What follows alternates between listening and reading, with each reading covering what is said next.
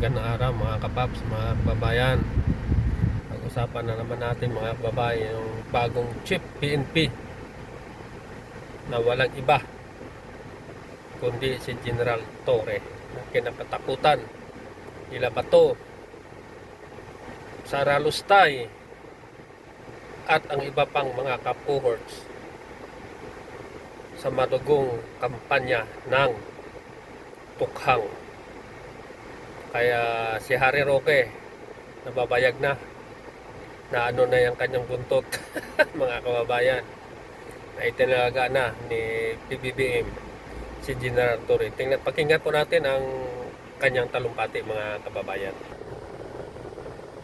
His Excellency Ferdinand R. Marcos Jr., President of the Republic of the Philippines,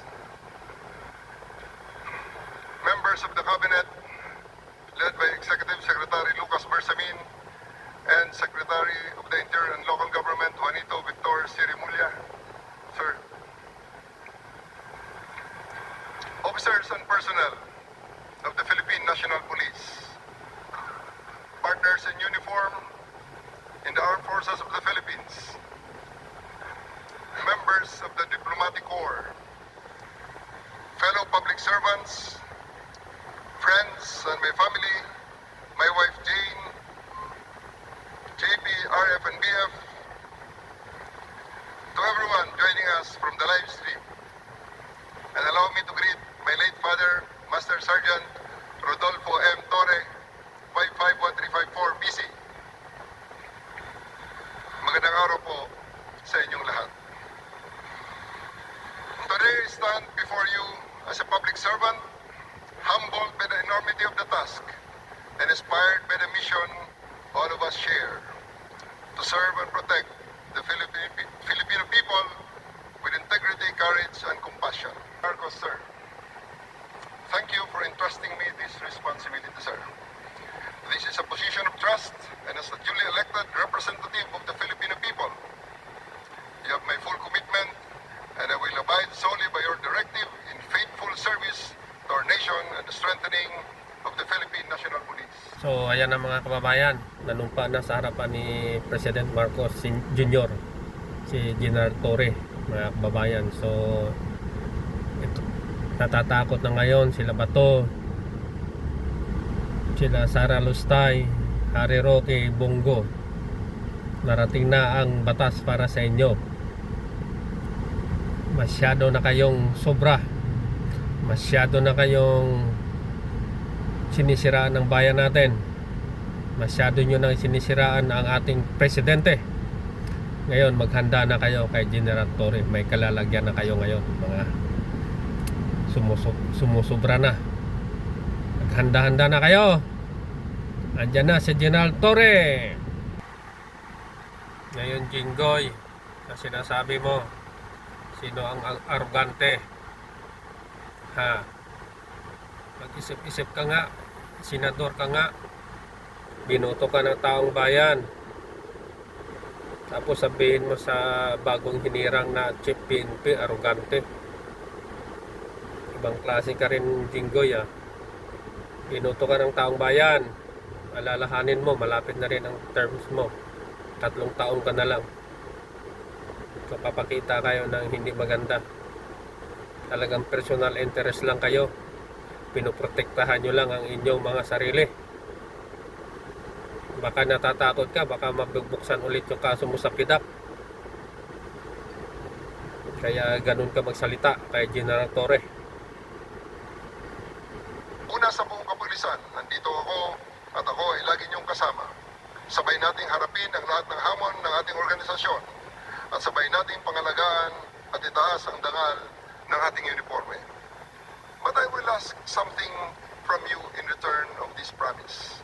Sa ilalim ng aking pamumuno, action will be rewarded. Hindi sapat ang pogi points.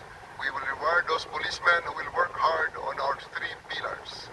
Respond to public swiftly, unite and uplift the morale of your fellow public servants, and hold yourself and others within the ranks accountable. Talagang matigas ito. Matigas ang ating bagong chief PNP, General Torre. Sa apelyido pa lang, Torre na. Kaya napabayag na sila kay General Torre, mga kababayan. Maganda to, maganda. Maraming maiiyak nito kay General Torre sa kanyang pamumuno sa PNP, mga kababayan. And respond to them with empathy and precision. Today marks more than a beginning.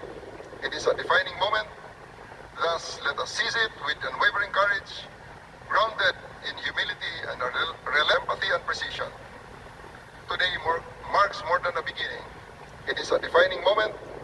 Thus, let us seize it with unwavering courage, grounded in humility and a relentless commitment to serve the Filipino people with honor, excellence, and integrity. Ang gusto ng pulis, ligtas ka! Maraming salamat po. Usapan din natin, mga kababayan, regarding ito kay Chisi Caldero na naman, na merong talumpati si Senator Risa Hontiveros. Parang Chisi Caldero, kanay ka postpone ng impeachment trial ni BP Sara Lustay. Siguro may tinatago ka, postpone ka ng postpone, ha, Chisi Caldero. Pakinggan natin, mga kababayan, ang talumpati ni Senator Hontiveros, mga kababayan.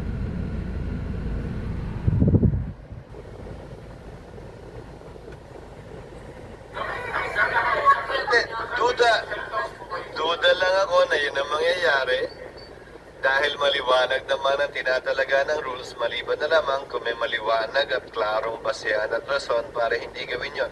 Pero sa dulo, pagbobotohan pa rin ito. Inihayag ni Senate Deputy Minority Leader Risa Hontiveros ang kanyang pagkadismaya at pagkabahala sa pagkakaantala ng impeachment trial ni Sara Duterte. Nakakabahala na ang paulit-ulit na antala sa proseso ng impeachment trial. Buwan na ang binibilang natin. Sobra-sobra na ang paghihintay ng mga Pilipino. Let us all hope this is the last delay. While I support my colleagues in our shared sense of urgency in passing important legislation in the last days of the 19th Congress, including the landmark anti-POGO bill, we cannot postpone our constitutional obligations any longer. Any further delays in commencing the trial against Vice President Duterte would violate the Constitution, which clearly states that the Senate must forthwith proceed with an impeachment trial. Hindi kapag ready na, hindi kapag convenient, kundi shall forthwith proceed. Huwag naman sana yang baliwalain.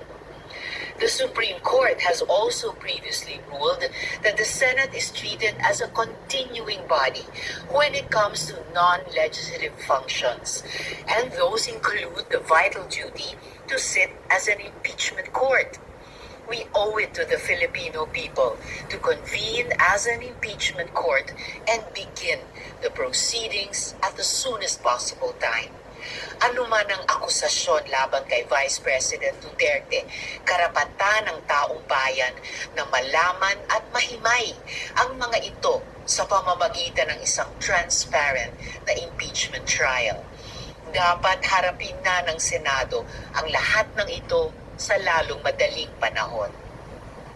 The regulation of digital services and online content should be carefully done with legislation crafted specifically for this purpose at hindi lamang add-on sa MTRCB. Ang boses, mga sining ng mga Pilipino, offline man o online, ay kapangyarihang pag-aari ng taong bayan at protektado ng saligang batas. Ang anumang regulasyon nito ay dapat hindi labis. Salamat po. And Mr. President, while I have the floor, if I may be allowed, I wish to respond briefly to the manifestation made by the majority floor leader. If I may. Salamat, Mr. President. Mr. President, the 1987 Constitution demands that the Senate continue with the impeachment proceedings already initiated without further delay. The rulings of the Supreme Court make it clear that first, impeachment is a non-legislative function of the Senate. This is Chavez versus Judicial and Bar Council, GR number 202242, 16th April 2013. And second, that non-legislative functions of the Senate are not affected by the shift from 19th to 20th Congress. This is the case of Pimentel Jr. versus Joint Committee of Congress, GR number 163783, 22 June 2004. It is true that the 19th Congress cannot bind the 20th Congress and all unfinished business will be terminated. But this is only true for any work done by us in the exercise of our legislative functions. Ligang batas ito, klaro at walang kalabuan. Once we receive the articles of impeachment, trial by the Senate shall forthwith proceed. Hahatulan tayo ng sambayanan kung hindi natin ginampanan ang tungkulin na ito sa sambayanan. Salamat, Mr. President. O ngayon, Jinggoy, sino ang arogante sa dalawa? Si General Torre o ang Senate President nyo? Habang nagsasalita si Senator Risa Hontiveros, tumayo at nag-walk out. O, sino ang tunay na gentleman? Si General Torre o si Caldero? Ha? Kayo, binuto kayo ng taong bayan, magtrabaho kayo para sa taong bayan. Hindi na nagtatrabaho kayo sa sarili nyo, sa kapwa nyo senador. Wala na, paangit na yung Senado ngayon. Hindi katulad nung araw, talagang respetado. Ngayon wala na, kampi-kampi na lang kayo, hindi na kayo nagtatrabaho.